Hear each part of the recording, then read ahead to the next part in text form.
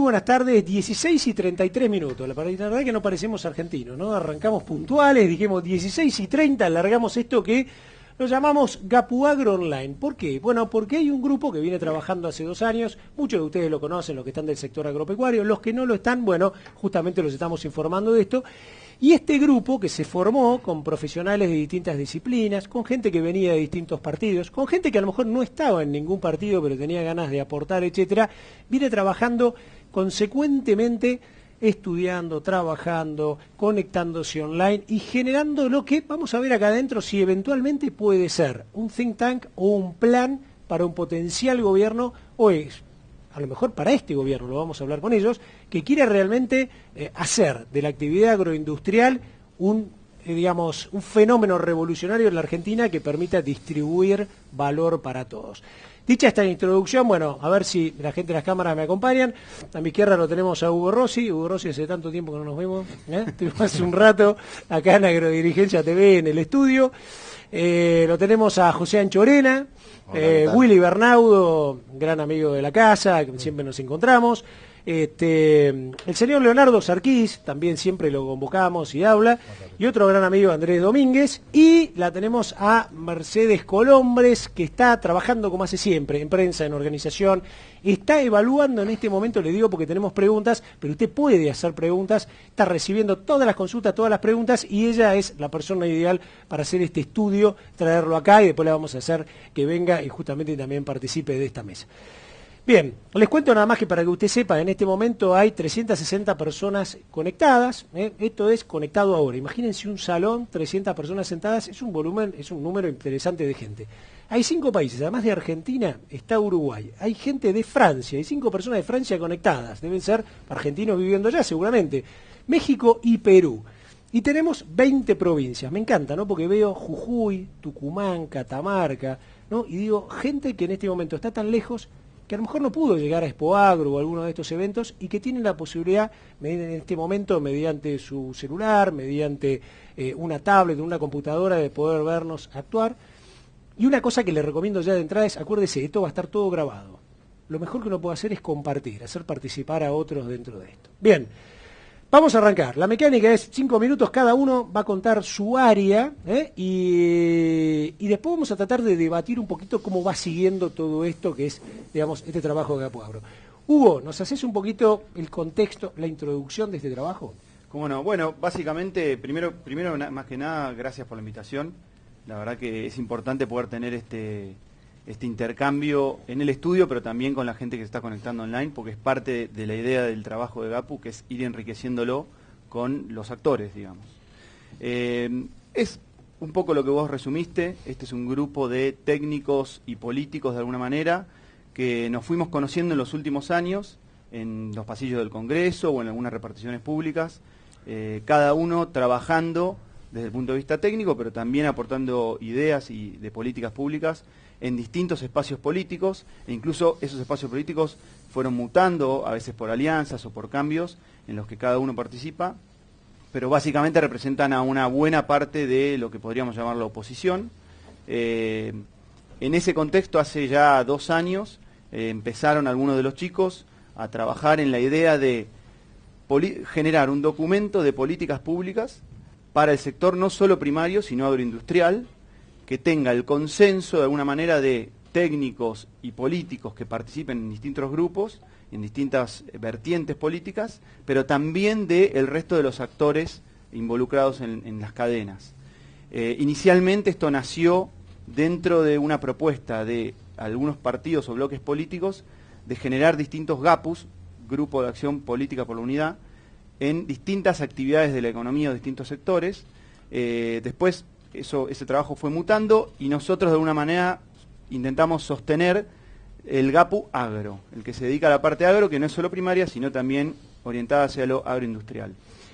Empezamos a trabajar y empezaron a salir los primeros documentos, nos fuimos sumando, hoy somos 6 los que estamos de alguna manera tirando del caballo, pero la verdad es que en todo este proceso de 2 años hemos recibido colaboraciones, inquietudes, críticas y aportes de un montón de actores privados, instituciones intermedias, políticos, que la verdad que han terminado en un documento de 30 propuestas concretas para el sector que presentamos hace unos días en Expo Agro, por suerte con muy buena repercusión, y a su vez generó esto que hoy está también pasando acá, que es que la gente se interese, los productores se interesen, los políticos se interesen.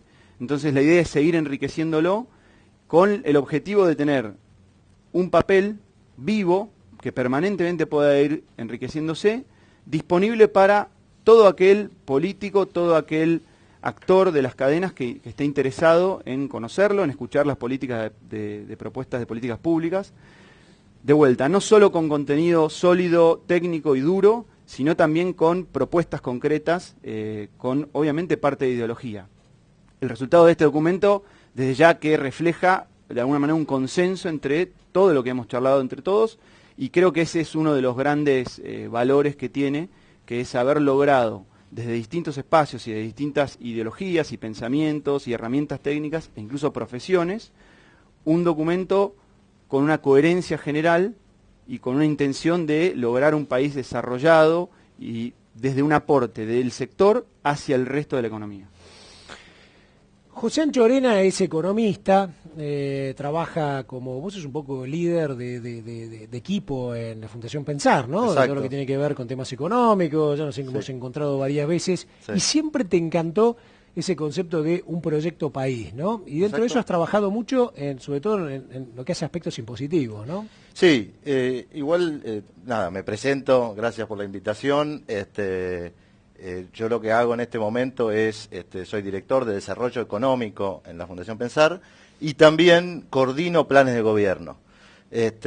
Para explicar, la Fundación Pensar es una fundación de política pública que es una usina de ideas para el PRO, es decir, ahí está bien asociada a un partido, y al mismo tiempo mi interés es juntarme con personas, técnicos y políticos de diferentes partidos para ir consensuando una serie, una agenda de políticas públicas que en el fondo sean políticas de Estado. Es decir, en vez de que surja únicamente de los políticos, me parece que las políticas de Estado tienen que surgir de la sociedad y también de los equipos técnicos que nutren los partidos. Dicho eso, yo me concentro mucho en temas de desarrollo económico, porque yo vengo un poco de la academia, completamente de la academia, hice un doctorado en economía, o sea que estaba bastante metido en cosas académicas, pero hice una transición importante hace ya 4 años y siempre me interesó el servicio público, así que terminé en la Fundación Pensar hace ya 3 años y ahí coordino cerca de 40 áreas de política pública, desde productivas como la que nos concierne hoy, hasta sociales e institucionales como educación o salud o como justicia y seguridad. Ahora, eso los coordino no en una forma muy detallada, sino más bien que esos equipos trabajen por su cuenta y logren hacer políticas públicas y propuestas de política pública. Yendo a la pregunta, sí, el tema impositivo en este documento, sí, yendo a la pregunta del tema impositivo, bueno, es fundamental para un proyecto de país tener un sistema impositivo que al mismo tiempo, en vez de ser que el Estado oprima, digamos, o exprima, digamos, al sector privado y a la gente en general, y ni viceversa, que el sector privado no le deje lugar al Estado, el sistema impositivo de alguna manera regula la interacción entre el Estado y el privado, y lo que nosotros vemos es que en este momento, a diferencia de los 90, se ha pasado al otro extremo de una presión tributaria muy, muy grande, y además una complicación en los impuestos y en el pago de impuestos y en la administración de los impuestos muy, muy grande, que hace que sea muy difícil operar y sea muy difícil realmente, aún con la mejor de las voluntades, cumplir con las obligaciones tributarias. En este momento se habla de que la presión tributaria está en cerca del 45%. Nosotros eso nos parece una exageración y una cosa muy negativa. Creemos que está muy asociada con el hecho de, por ejemplo, en la agroindustria se haya dado un parate tan fuerte digamos, desde el 2008 hasta el 2008 creció fuerte, después, bueno, hubo el conflicto con el campo, yo creo que ahora estamos viendo muchas de las consecuencias de ese quiebre entre el gobierno y el Estado, si querés, y las fuerzas productivas. Las consecuencias son un estancamiento importante. José, te corto un minutito, vos dijiste 45% y hay un informe de FADA que habla de que cada 100 pesos que alguien que hace agricultura, calculo más cercano, oleaginoso, por ahí que hacer, 75 pesos quedan entre un montón de una maraña de impuestos, ¿no? Entonces hay gente que me ha preguntado, dice, ¿pero puede ser eso, Ricardo? Bueno, ya de entrada 35 pesos de los 100 ya te lo llevan, pero el resto... eso es nacionales, cierto. Municipales. Eso es cierto, cuando yo hablé de 45% es sobre todo la economía. Claro. 75%. Eso es lo que paga cualquier persona, cualquier ciudadano común. Sí, más o menos. El promedio, digamos. Claro, el promedio de todos los ciudadanos claro. Y de todas las empresas. De lo que pagan. Sobre la agroindustria en general es bastante más, sobre el agropecuario cerca de 75%, sobre la agroindustria, sobre todo, si está en blanco, es claro. Muchísimo. Y tanta presión tributaria tiene consecuencias no deseadas, que es que la gente no le queda otra que moverse, alguna gente no le queda otra que moverse hacia lo negro. Entonces eso es muy perjudicial para el dinamismo de la economía. Eso está bastante conocido y lo que hay que hacer es bajar la presión tributaria y eso va a ser un gran aliciente hacia la formalidad general. Mientras te acomodamos el micrófono, Willy, bueno, Guillermo Bernaudo está muchas veces con nosotros acá, fue coordinador en los CREA, es asesor CREA, está muy cerca de Uruguay, ¿no? Porque además que es interesante porque siempre hablamos de esta integración, ¿no? Mercosur, etcétera. Y lo tuyo, bueno, y además participaste en política, digamos, creo que te jugaste como candidato a diputado, trabajás activamente, muy fuerte lo tuyo en Entre Ríos, haciendo lo que muchas veces uno dice, ¿no? Que es, bueno, mirá, flaco, si vos te quejás y no haces nada, arreglátelas, quedate leyéndolo en el diario, miralo por televisión. Ahora, vos lo que hiciste fue ir y hacer frente, y te encontraste con lo áspero de la política, ¿no? Y te toca dentro de esto, como buen técnico, analizar un poco lo que viene y trabajar sobre todo este gran potencial que es la ganadería en la Argentina, ¿no? Sí, o sea, los rubros sobre los que más trabajé en este trabajo son innovación, agregado de valor y también aspectos de la ganadería. Innovación y agregado de valor son cosas que van hoy de la mano. Se habla muchísimo de agregado de valor como un proceso, ya la agricultura en sí misma, la producción ganadera ya tiene agregado de valor sobre un montón de insumos. Y seguramente hay muchísimos más pasos por dar. Y es en innovación, en agregado de valor e incluso en los temas ganaderos, donde es imposible pensar que no seamos capaces de generar acuerdos de políticas públicas.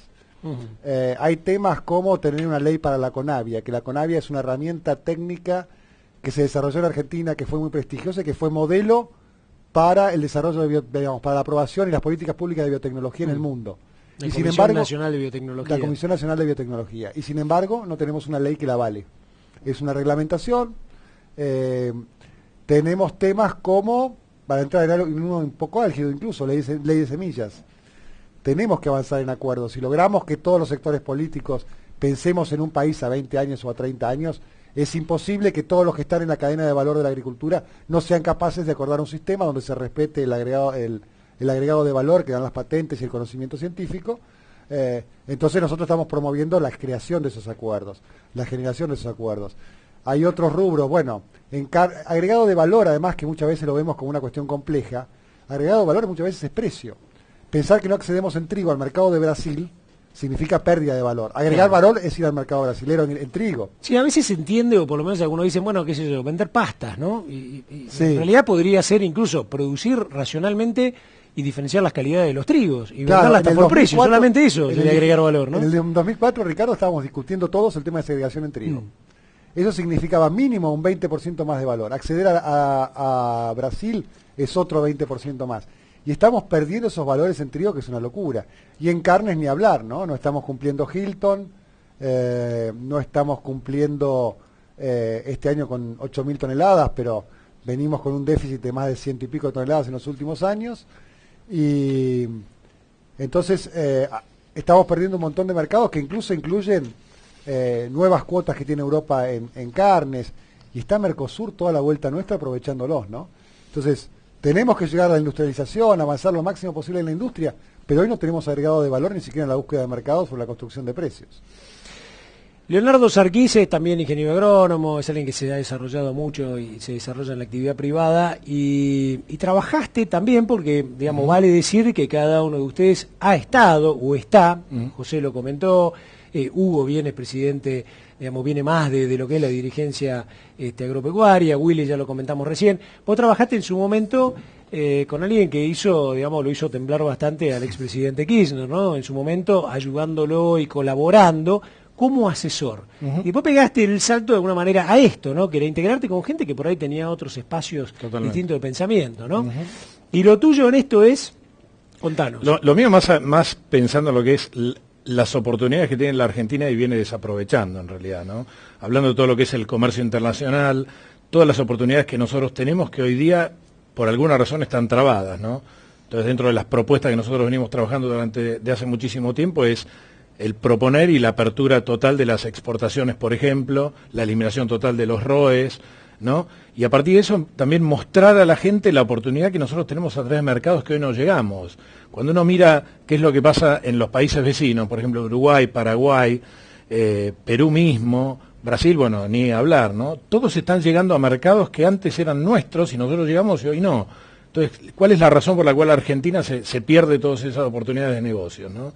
Uno cuando empieza a mirar la cantidad de miles de millones de dólares que perdimos desde el año 2006 porque estén cerradas las exportaciones tanto de granos como de carnes y de lácteos, la verdad que es una pena, ¿no? Y cuando nosotros vemos que los últimos 10 años fueron los más importantes en beneficios, si queremos, de precios internacionales y de demanda de alimentos mundial, la Argentina y el mundo tuvo, digo, bueno, nosotros algo tenemos que hacer, ¿no? Y dentro de las propuestas que nosotros tenemos es justamente eso, ¿no?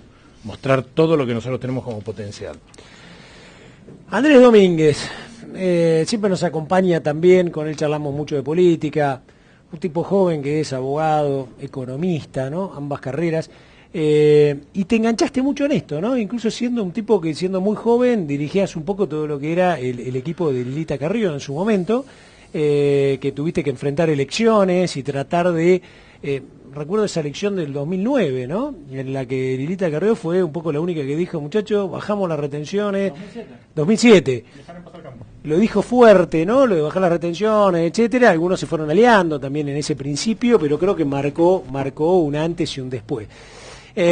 A vos te toca un poco mirar también las políticas, la factibilidad de esas políticas e incluso hasta imaginar, qué sé yo, un ministerio de algo, pero que funcione, ¿no? Porque yo a veces digo, a lo mejor hubo secretarías de Agricultura en otra época que siendo secretaría tenían más poder que hoy un ministerio. Entonces, acá no es una cuestión de jinetas o de chapa, es una cuestión de la efectividad que vos puedas tener para implementar políticas públicas. A ver, como vos bien contás más o menos en mi historia, yo no soy de campo, no soy agrónomo, no vengo del sector, yo tengo una formación en política pública.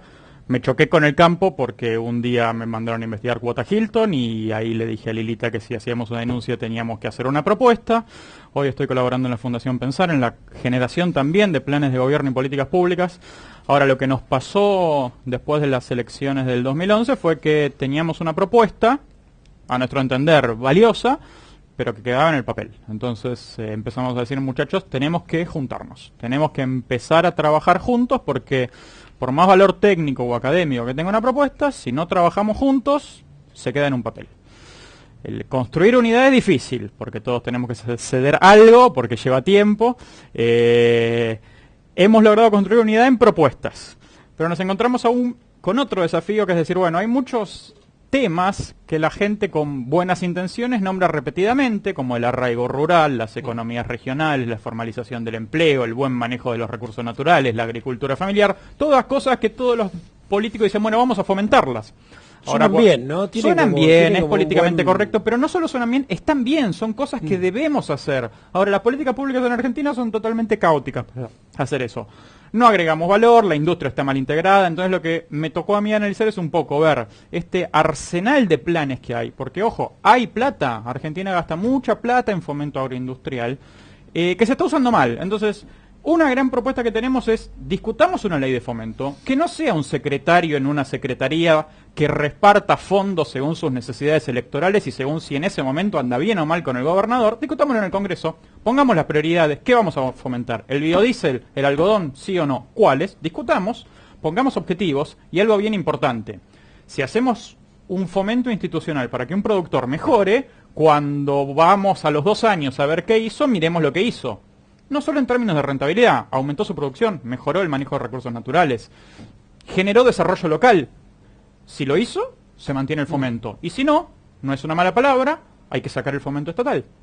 Porque el progreso es bueno para el privado y los recursos públicos no son infinitos. La plata que va a un lugar es un peso que no se pone para el salario docente. Entonces, esa es una gran propuesta que tenemos de reformar el fomento agropecuario. Por supuesto que no es la central. Lo central es lo que explicaron los chicos, sin baja de retenciones y sin apertura de las exportaciones. No hay plan agroindustrial que tenga sentido en Argentina.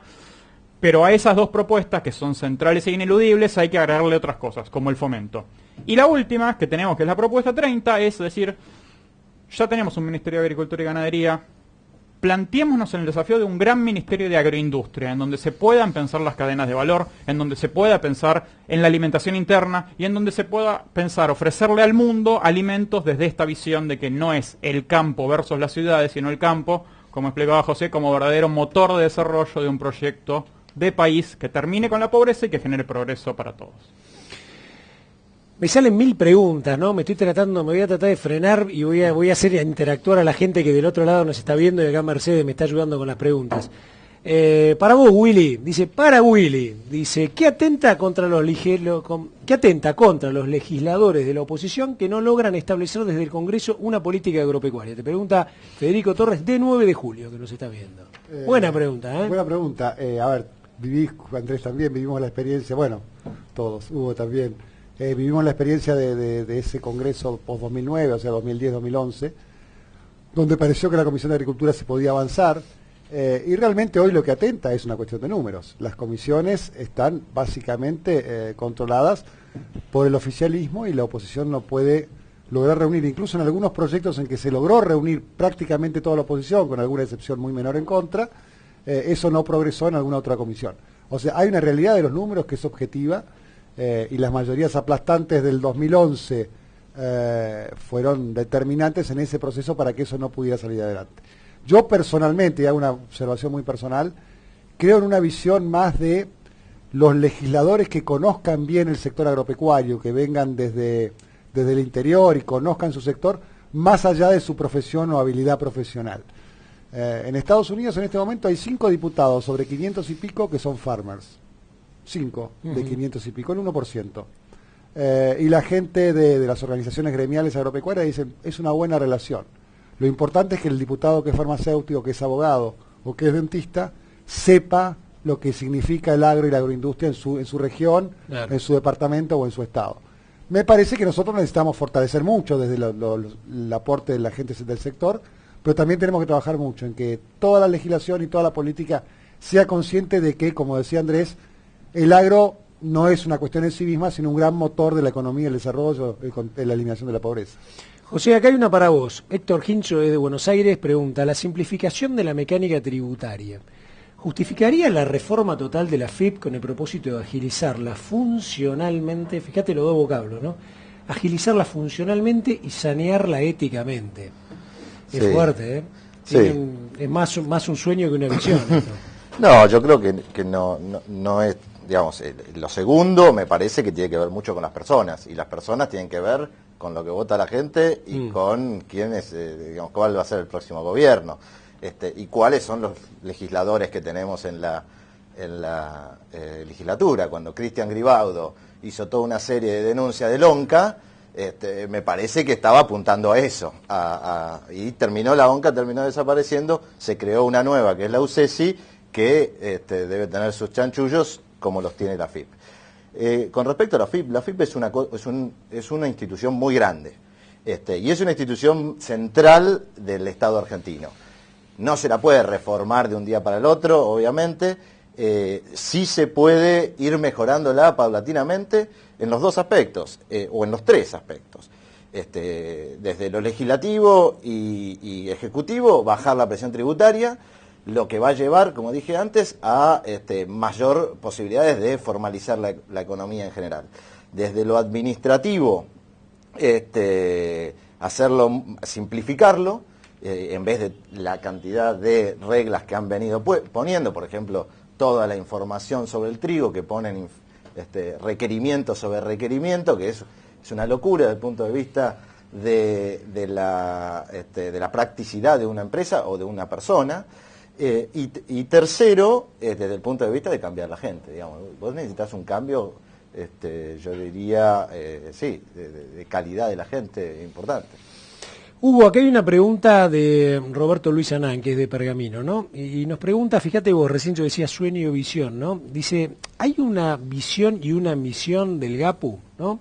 Por ahí para alguna persona, la visión es un poco a dónde querés llegar y la misión es cómo lo vas a hacer, ¿no? Bueno. Ustedes, de alguna manera, por ahí no están las 30 propuestas, pero ¿sos capaz de simplificarlo un poco? Como... Sin duda, es un poco lo que hablábamos antes. A ver, la visión es esta, es poder lograr propuestas concretas desde el sector agroindustrial, pero que aporten al desarrollo del país en general, que no están destinadas exclusivamente a ningún espacio político, y te diría que la misión, el cómo llegar, es tratar de hacerlo con el aporte de gente que llama, de productores, de las instituciones intermedias, de las gremiales, de las cadenas, de los mercados, y la verdad es que en este proceso estamos encontrando muy buena repercusión y muy buenos aportes. No es que la gente simplemente se acerca y nos dice, che, muy buen trabajo, che, qué interesante esto, sino que por el contrario nos piden de reunirnos. Hoy venimos de reunirnos con un importante empresario, nos estamos reuniendo permanentemente con gente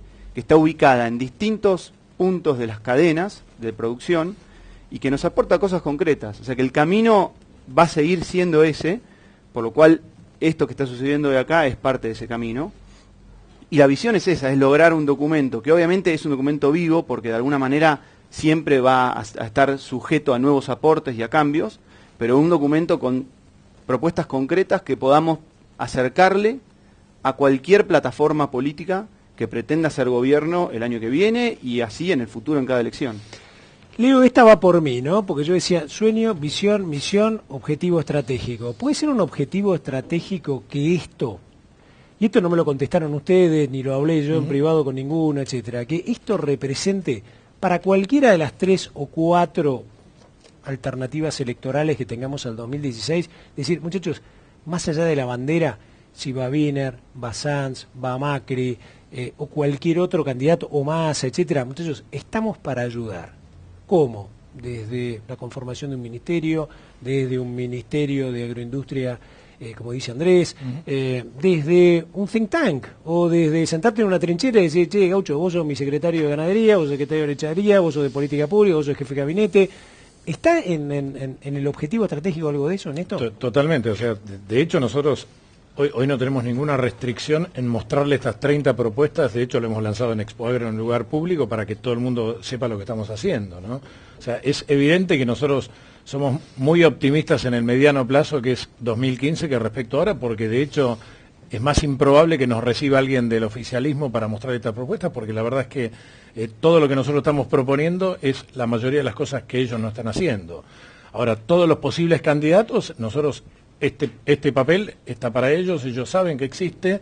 Nosotros estamos con reuniones seguramente en el mediano plazo con cada uno de los candidatos presidenciables. Lo que pasa es que nosotros sí tenemos clarísimo de que esto se lo queremos presentar en persona a cada uno de ellos, no por intermedio de gente, porque lo más lógico es decir, pasame el paper y después yo te llamo. No, nosotros somos todos un equipo que venimos trabajando muy profesionalmente de hace 2 años y por algo tenemos la propuesta. O sea, la propuesta es el cómo vamos a hacer las cosas. Claro, y solamente el nosotros, contenido más el equipo. No es un enunciado de puntos importantes, no, son propuestas, son 30 porque la verdad que eran 50 y creo que tenemos 200 hojas hechas más de análisis, con lo cual pueden ser muchísimas más y es un documento dinámico, pero de verdad nosotros queremos explicárselas a cada uno. De hecho, la mayoría de los candidatos presidenciables para el 2015 todos coinciden en la mayoría de los puntos. Entonces nosotros decimos, bueno, ok, nosotros te podemos ayudar a hacer esto, independiente de la bandería política, ¿no?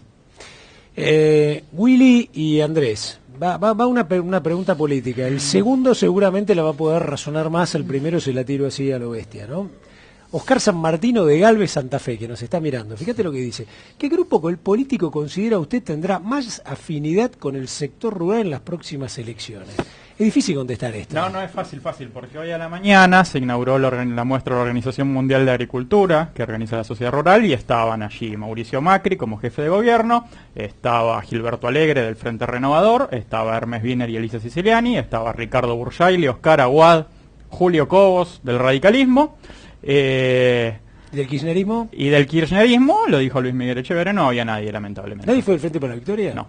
A un evento mundial. Entonces, ¿quién va a ser el que mejor lo represente? Bueno, eso, cualquiera que tome estas propuestas está representando los intereses de una Argentina agroindustrial, porque me parece, ¿cómo se llamaba la persona que lo dijo? Es de Galvez, Oscar San Martín. Oscar, a ver, nosotros defendemos el sector, obvio, yo soy adoptado del sector, no soy de campo, pero defendemos el sector. Ahora, no tenemos que quedarnos en la defensa sectorial de mi interés. Tenemos que armar un proyecto de país, pedir lo que necesitamos para producir más y aportar algo de nuestra parte, ¿sí? Porque un sector que genera alimentos no puede permitirse vivir en un país donde haya pobreza.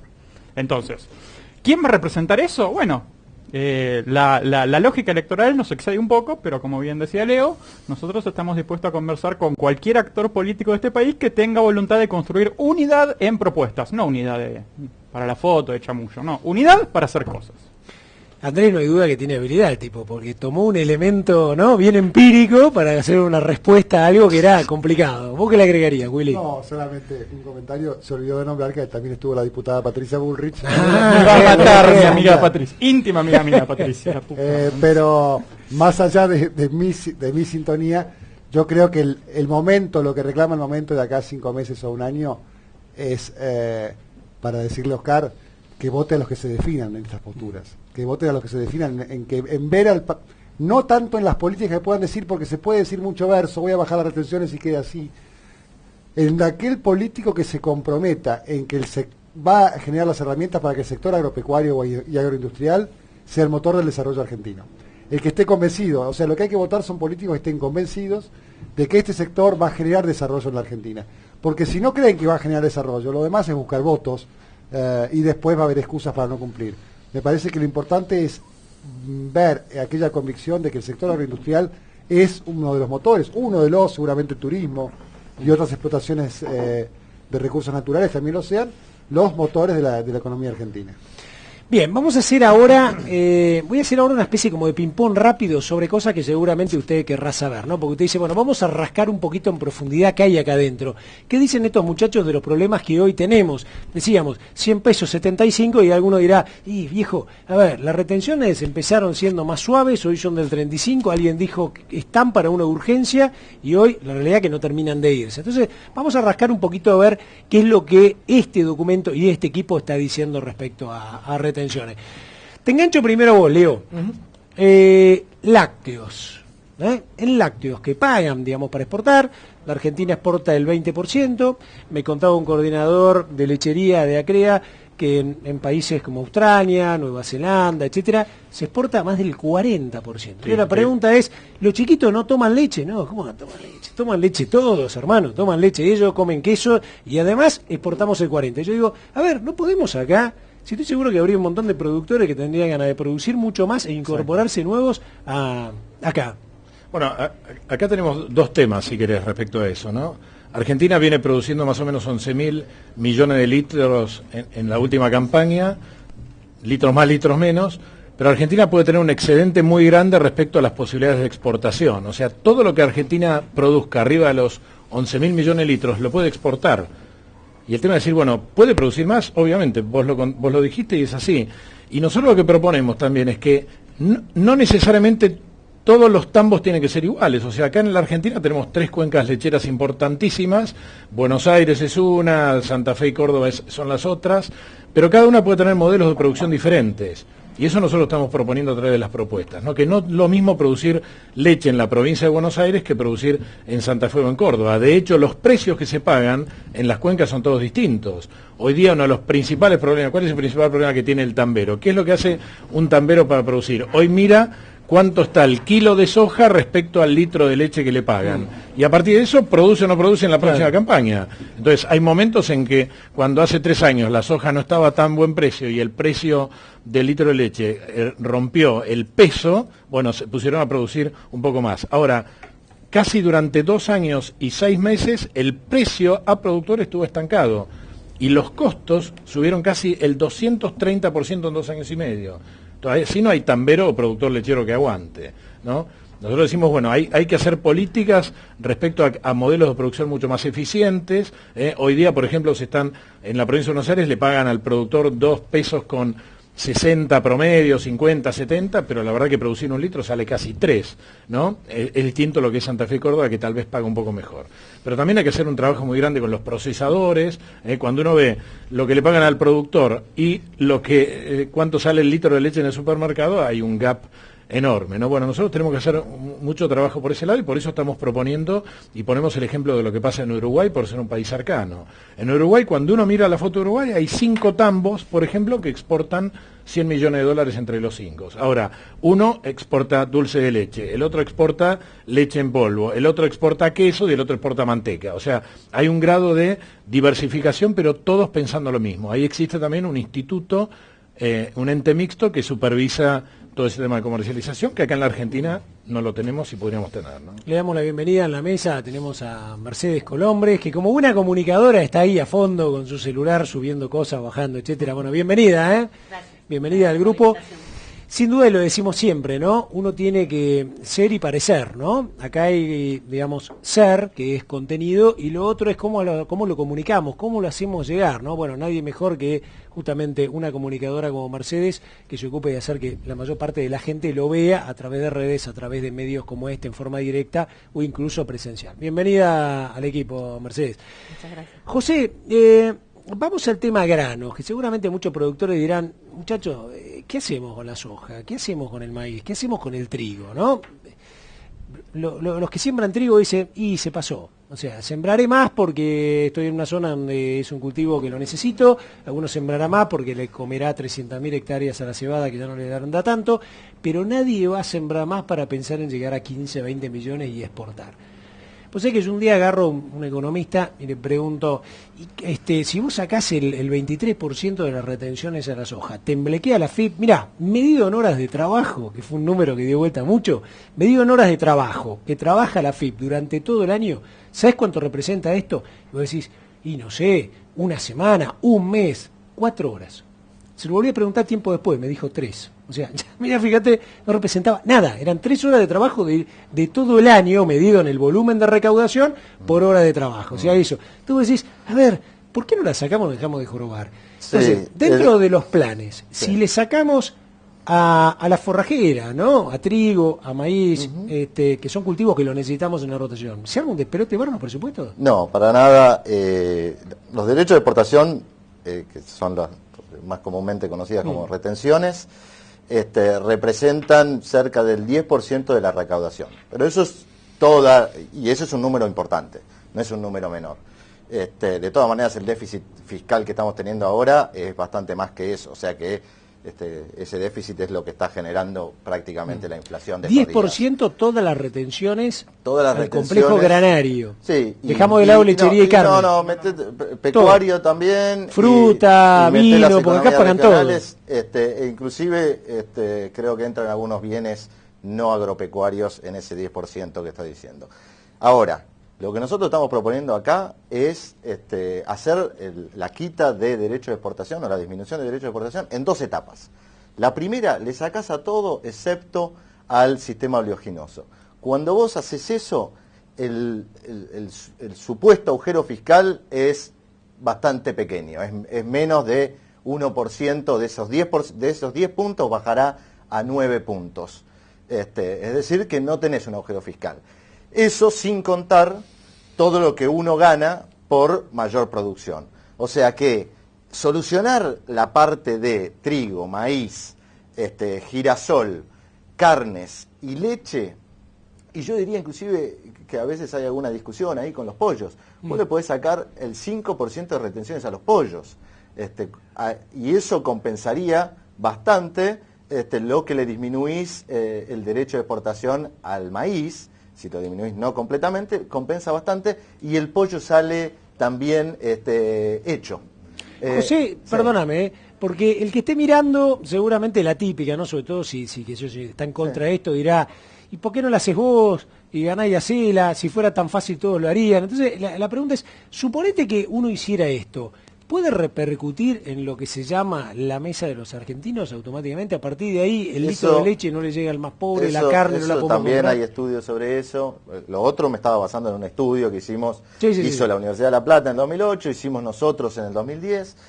Sobre eso también hay estudios y, por ejemplo, en el caso del trigo, que bueno, el pan subió de 10 a 20, 25, ahora quieren retrotraer, como dicen, a 18, pero no 18 se encuentra. Y un peso con 8 Sí, vale el kilo de trigo. Y no se encuentra en la panadería.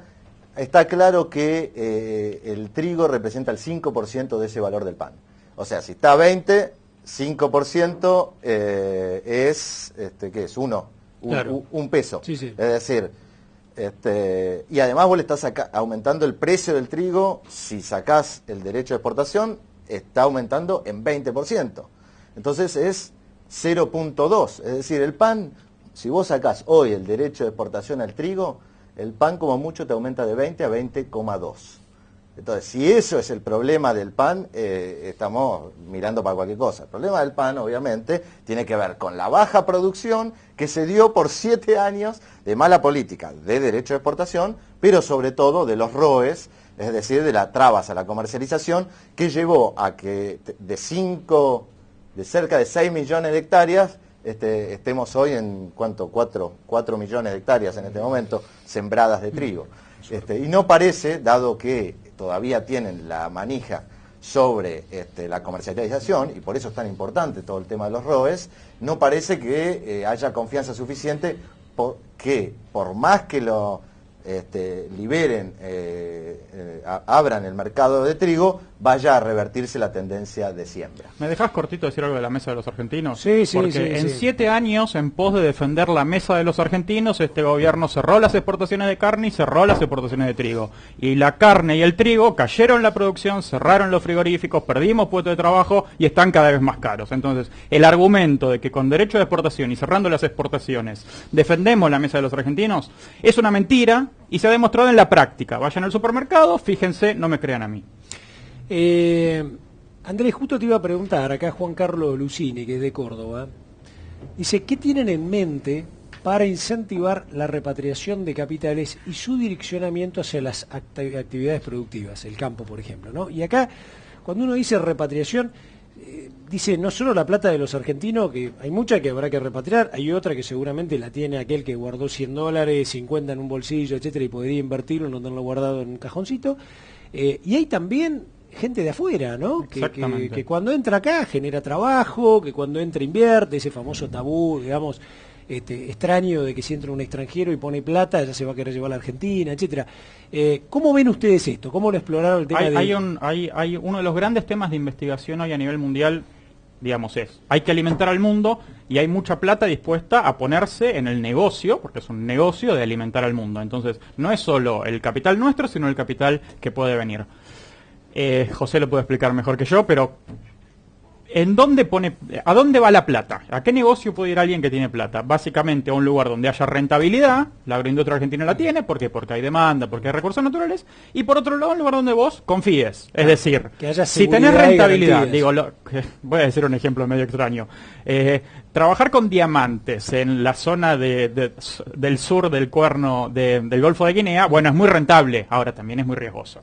Sí, anda una petrolera en Angola. Hay partes del territorio que el Estado ni siquiera los controla, que te dice, mira, si vas a esa parte del territorio, vas sobre tu propia responsabilidad. Entonces, rentabilidad, pero además previsibilidad, instituciones, reglas de juego. Saber que los contratos se cumplen. Y si no se cumplen, que vas a un juez, le decís, señor juez, no me cumplieron el contrato, y se aplica una pena. Eso es central. Por eso nosotros le agregamos un capítulo institucional, ¿sí?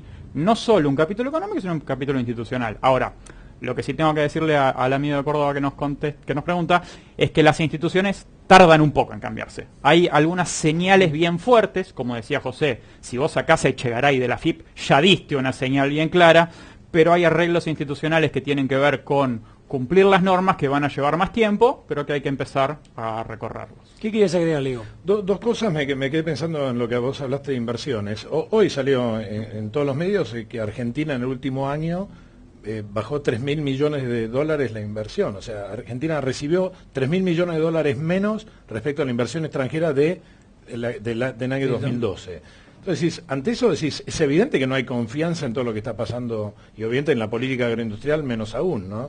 Nosotros podríamos estar recibiendo un montón de plata que está llegando a Brasil, a Uruguay, al Pacto Andino, el Acuerdo del Pacífico que tiene Colombia, Perú, México y Chile, está llegando un montón de plata que no llega para nosotros, y están esperando realmente qué es lo que va a pasar con las políticas agropecuarias acá. Y otro tema importante que me quedé pensando antes cuando vos hablaste del trigo con José.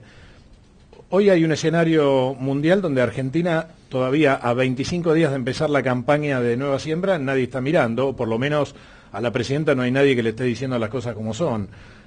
La crisis, Ucrania y Rusia son los principales productores de trigo de Europa, y Ucrania, con todo el problema político que está teniendo ahora, es probable que no pueda hacer la campaña, o de hecho no va a tener la buena campaña que se pensaba que iba a tener, y Argentina tiene excelentes probabilidades de poder sembrar y poder tener esos productos. Y Estados Unidos tampoco está requiriendo trigo de afuera, y Argentina no está mirando eso. En la medida que no motivemos a la producción y a los productores del sudeste o sudeste de la provincia de Buenos Aires con alguna condición, vamos a volver a perder otro año más con condiciones favorables de afuera, ¿no? Mercedes. Ay, la enganchamos justo. Yo sentía vibrar. Estos son tus tweets, ¿no? Yo sentía vibrar, digo, estos son los tweets de Mercedes. Qué grande. Acá estamos pasando online y estamos pasándolo por redes sociales. Vos como comunicadora y además una persona estudiosa y todo, me da la sensación de que este fenómeno de gente joven, profesional, con experiencia, con ganas, que digamos, que está también en la actividad política, es decir, que no viene solamente, digamos, de la academia, sino que comparte la academia con la actividad política.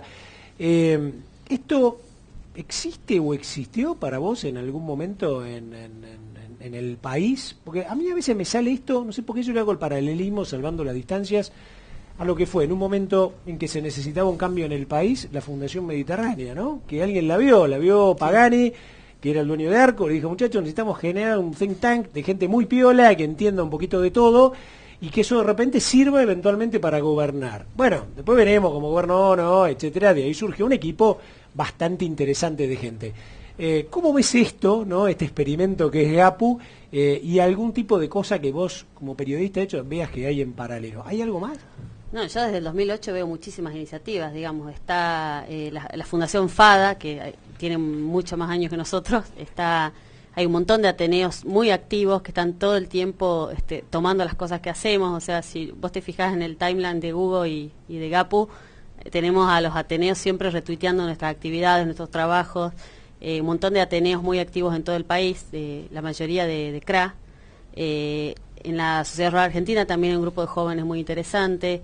La juventud, digamos, naturalmente vive en este país y padece los problemas que tiene el país, entonces tienen toda una vida por delante acá, entonces me parece que tienen un incentivo muy grande para trabajar y cambiar las cosas. Obviamente no son la mayoría, hay que tener cierto tiempo y tener ciertas posibilidades para poder dedicarse a trabajar en estas cosas, pero hay mucha gente trabajando. Desde el 2008 yo veo particularmente mucho más interés que antes en tratar de aportar a la solución, a la salida de esto, ¿no?, de la crisis esta permanente de Argentina, que tenemos 10 años buenos, crisis, 10 años buenos, crisis. Mucha gente me parece que está interesada en salir de ese círculo vicioso. Hugo, ¿vos querías agregar algo? Sí, volviendo un poco al tema de atraer inversiones, tanto locales como extranjeras, me parece que el tema impositivo vuelve a ser central. José un poco adelantaba algo, y la verdad que el trabajo tiene un montón de propuestas bien específicas sobre los principales impuestos nacionales, desde simplificar todo lo que es el régimen de ganancias, todo lo que son las retenciones que hoy se pueden utilizar simplemente para compensar algunos de los saldos a favor, de los saldos en contra, y no en forma realmente irrestricta. En el caso del IVA, bueno, ya conocemos el registro de operadores de granos y todos los dolores de cabeza que trae, y la casi inconstitucional facultad sancionatoria que le da a la FIP en este caso. En el caso del impuesto al cheque, que hoy no se puede tomar en un 100% a cuenta de otros impuestos nacionales, como lo era originalmente, y por lo tanto, además, tampoco es 100% coparticipable. En el caso de los regímenes de información, que ya conocemos todos los que casi mensualmente sale un régimen de información nuevo que en la práctica son una barrera más para atraer esas inversiones, tanto locales como extranjeras.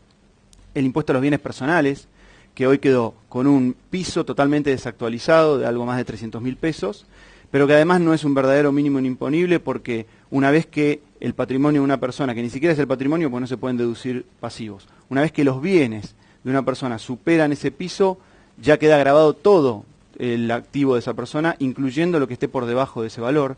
Es decir, sobre todas esas cuestiones bien específicas tenemos propuestas y tiene mucho que ver con esto de volver a un sistema tributario equitativo, justo y razonable, que sea un elemento más para atraer esas inversiones al sector. José, te hago una pregunta del tema logística. Después, si alguno le quiere dar una mano a José Neto también.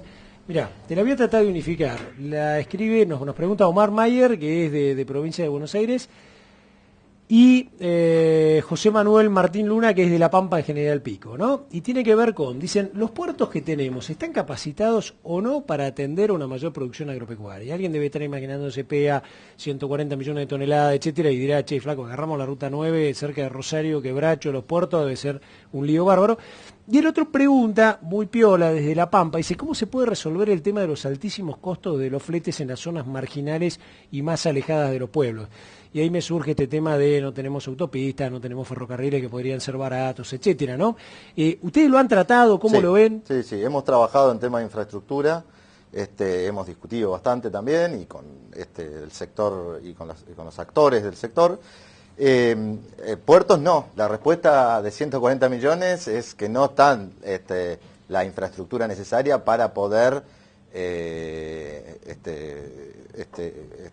producir, comercializar, exportar o procesar internamente. Los puertos de San Lorenzo, millones. José, por lo que yo he hablado con algunas, porque hay varias y ahí hay bastante actividad privada, son bastante competitivos, según tengo entendido, y tenemos todavía la capacidad en el sur, que tenemos un puerto que nos podríamos estar utilizando más.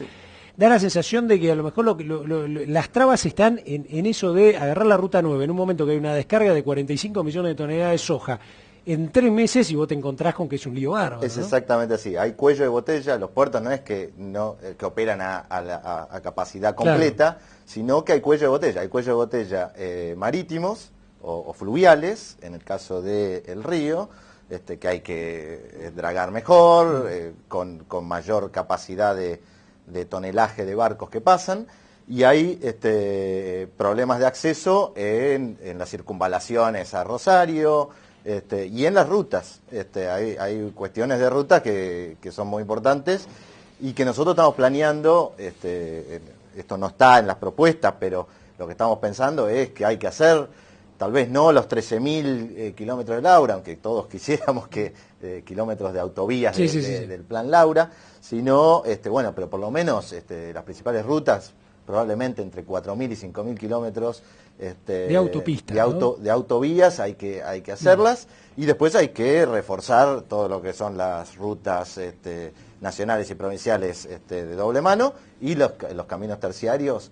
También es un trabajo muy importante de cada una de las provincias. Leo, ¿vos querías agregar? No, que siempre hay un comparativo importante respecto a qué es lo que, o sea, todo el dinero que entró a las arcas del Estado respecto a las retenciones a las exportaciones durante 10 años, ¿no?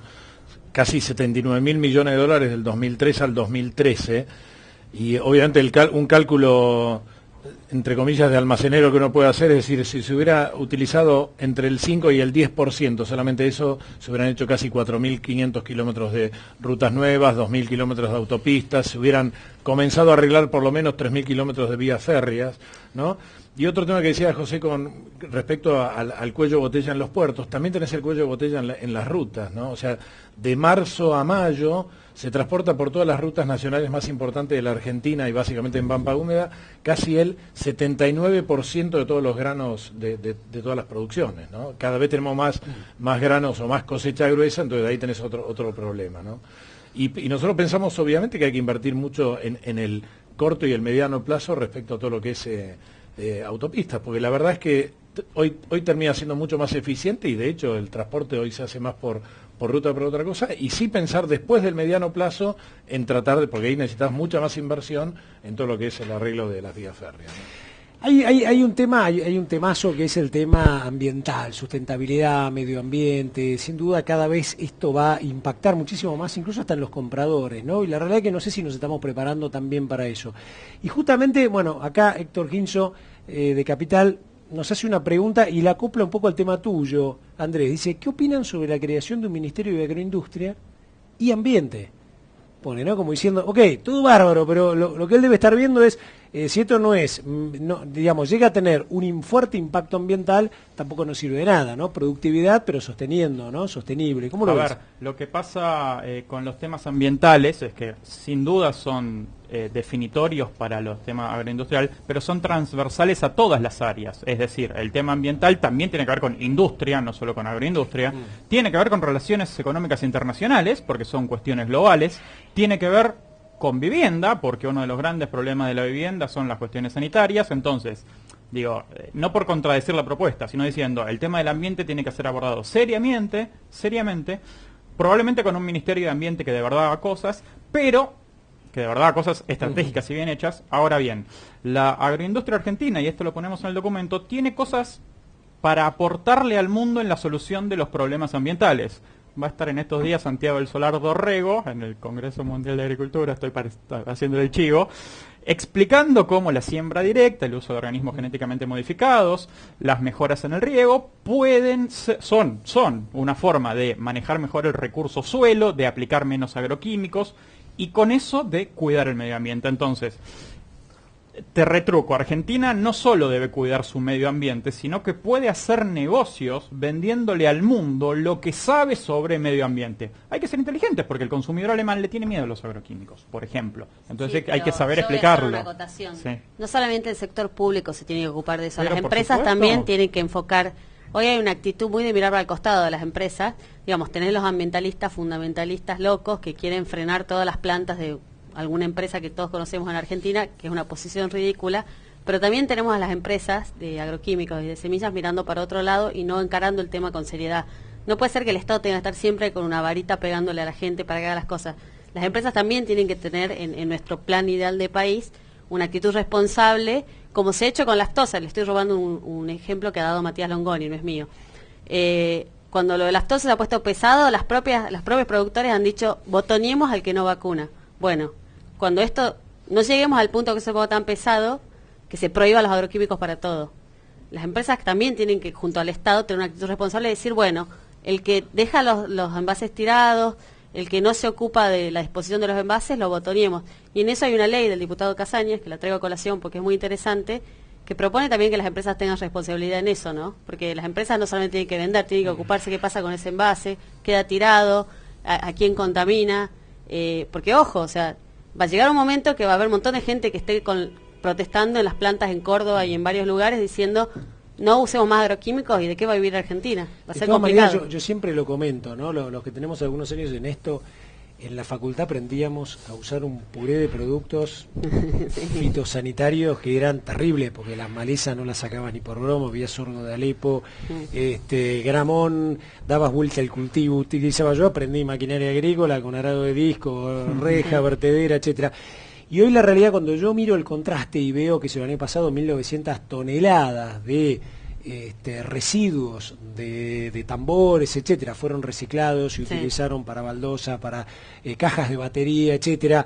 Hoy se está usando el triple lavado. Creo que hay un trabajo en ese sentido. Sí. Hay una ley, o digamos, hay un paper, un documento muy piola de uso responsable en pulverizaciones periurbanas de productos fitosanitarios, que no existía y que rige perfectamente bien el control. Hay muchísimo para hacer, pero creo que cuando uno analiza en la historia, en esa parte, ha habido una interacción pública que todavía se puede mejorar y creo que va a ir mejorando, pero hemos avanzado enormemente.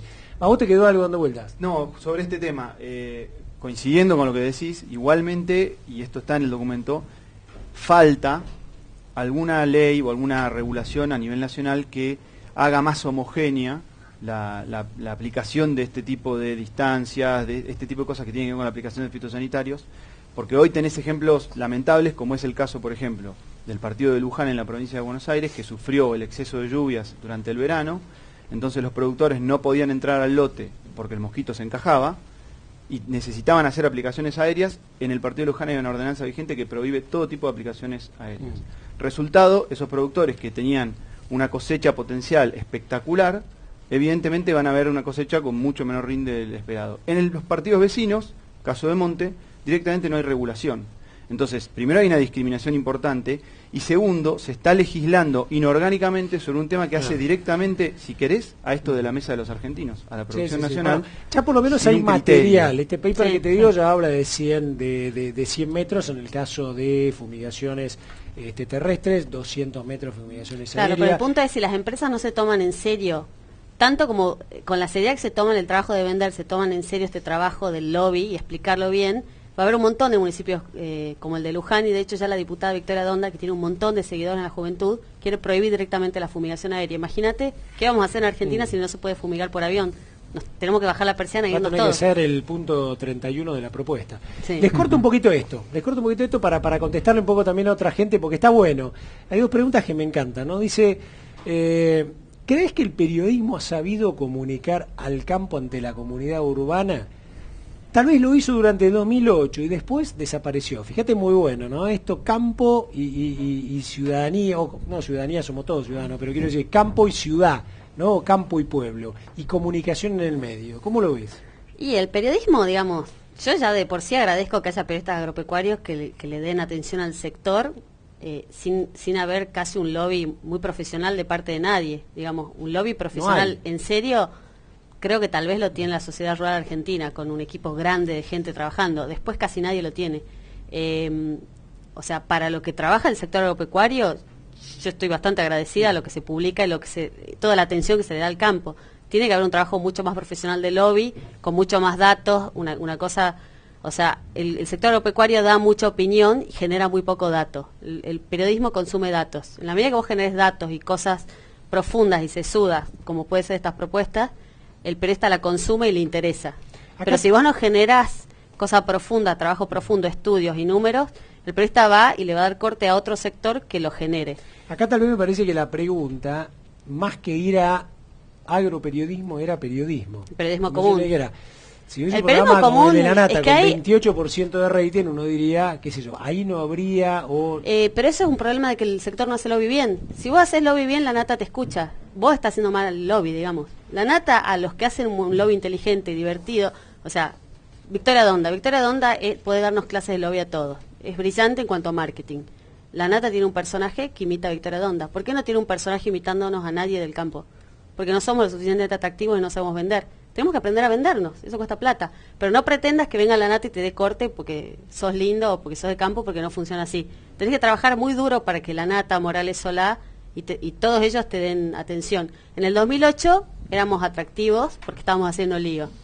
Ya no estamos más en esa, tenemos que inventar algo nuevo y hacerlo bien. No van a venir porque nosotros tenemos ganas que vengan. Hay otra buena pregunta acá, ¿no? Que hace un poco también al trabajo de ustedes y a lo que hacemos un poco todos. Por ahí te miro a vos, Andrés. Dice, ¿considera que existen buenos negociadores que representen a la agroindustria o falta trabajo y tiempo para lograrlo? ¿Qué opinás? Hay mucha gente en Argentina que sabe mucho de diferentes aspectos de la agroindustria, desde producción primaria hasta asesoramiento profesional, veterinarios, académicos, abogados, contadores. En Argentina sobra conocimiento sobre agroindustria. No falta conocimiento. No falta gente que salga a vender los productos de las empresas al interior. Vos ves lo que fue la adopción. Él habla de negociador que Sí. represente a la agroindustria. Bueno, por ahí a lo mejor es un poco más lo que bueno. dice Hugo, cuando vos llegás a un pueblo como Monte y te encontrás con que el intendente te dice, muchachos, le vamos a poner 10, 20 centavos a cada litro de gasoil porque hay que hacer camino. Pero macho, si ya estoy pagando camino, ¿no? Y de repente vos decís, a lo mejor ahí hay que decir a la ciudadanía, miren muchachos, ahora lo estamos pagando, no tenemos que pagar nosotros, hagamos que este intendente A ver, maneje bien. miren, salgamos por el lado positivo. En vez de ver qué es lo que nos falta, veamos qué es lo que hemos hecho. Existe la mesa de enlace, con las críticas que nos guste, te gusta más uno, te gusta más otro, la mesa de enlace existe y se mantiene. Y hoy vos lo ves a Luciano Míguez, que ya no es nada, y se encuentra con Alfredo de Ángel y lo abraza y le dice, Luciano, tanto tiempo. La mesa de enlace existe. Bueno, agreguémosle, acá ya no hablando como Gapu, agreguémosle desde el sector las cosas que faltan. Es una construcción colectiva. Las construcciones colectivas llevan tiempo, a veces más del tiempo que a uno le gustaría. Ahora, no nos quedemos quejándonos en, che, ustedes no tienen un negociador o no tienen un buen jefe de prensa. Bueno, mirá, nosotros tenemos un jefe de prensa, alguien que viene de la sociedad rural, alguien que comercializó, un académico y alguien que viene más de la política. Lleva tiempo construir capacidades, digo, el mundo que viene es un mundo de traductores, es decir, de gente que sepa hacer cosas en conjunto. Lleva tiempo, no es fácil. El mundo productivo estuvo alejado de la política durante mucho tiempo. En el 2005, vos bien lo sabés, nosotros hacíamos propuestas para el agro, la soja daba. Bueno, ahora ya nos dimos cuenta que si no trabajamos juntos en propuestas y con diferentes disciplinas, nos va mal a todos. Trabajemos juntos y salgamos por la positiva de las situaciones como esta que vemos difíciles. Leo. No, recién me quedé también respecto a lo que decías de si falta negociador. Yo estoy convencido que no, que sobra conocimiento y es un tema de poner, de tener intención, a ver, de que haya actitud política para eso. O sea, siempre terminamos con la política en el medio, pero es así. Lo mismo pasa en el exterior, en la apertura de mercados. Uno mira a los países limítrofes como Argentina, Chile, Uruguay y Brasil, por ejemplo, que ellos viven teniendo negociadores para vender lo que hacen, ¿no? Yo siempre pongo el ejemplo de Chile. Chile uno lo mira como una franja pegada a la Argentina y tienen 10 agregadurías agroindustriales en el mundo fijas y tienen casi 50 recurrentes. Recurrentes significa que durante cada mes y medio hay diplomáticos y gente con una valija que son técnicos que van a vender todo lo que hace Chile al mundo.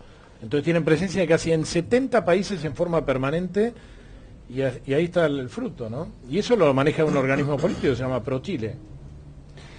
Hago la Me gustaría agregar algo a eso. Dale. No, básicamente, bueno, está bien la discusión del negociador y del periodismo, etcétera, pero la verdad es que acá en Argentina, digamos, hay 3 planetas básicamente. Un planeta es el mundo, que va hacia una agroindustria pujante, que la promueve. Otro planeta es el país, que tiene, como dijo Andrés, recursos naturales, y tiene conocimiento, que es muy importante en esta producción. Yo estuve en 2 reuniones CREA, jueves y viernes pasado, y la verdad que gente, no de CREA, digamos, los que están arriba de toda la cosa, sino los que están en los grupos, los creacionales, saben muchísimo. Son tipos que saben muchísimo, que tienen un conocimiento muy profundo. Entonces tenés el mundo que tira, la Argentina que tiene todo para poner. Lo que falta acá son políticas públicas razonables, y eso es un poco lo que estamos proponiendo acá. Cuando se alineen esos 3 planetas, podríamos haber tenido desde 2008 para acá 20.000 millones más de dólares por año de exportaciones. Ahora Kicillof, por ejemplo, está rompiéndose el coco para tratar de conseguir 3.000 más, 2.000 más. Salimos a pedirle al FMI, ahora abandonamos toda convicción, una desesperación total. Cuando si hubieras hecho bien las cosas, no hubieras tenido cepo cambiario, hubieras tenido una macro estable, no hubieras tenido inflación y además hubieras tenido mucho empleo y salarios mayores. O sea que, digamos, la política pública es el cuello de botella en esta alineación de planetas.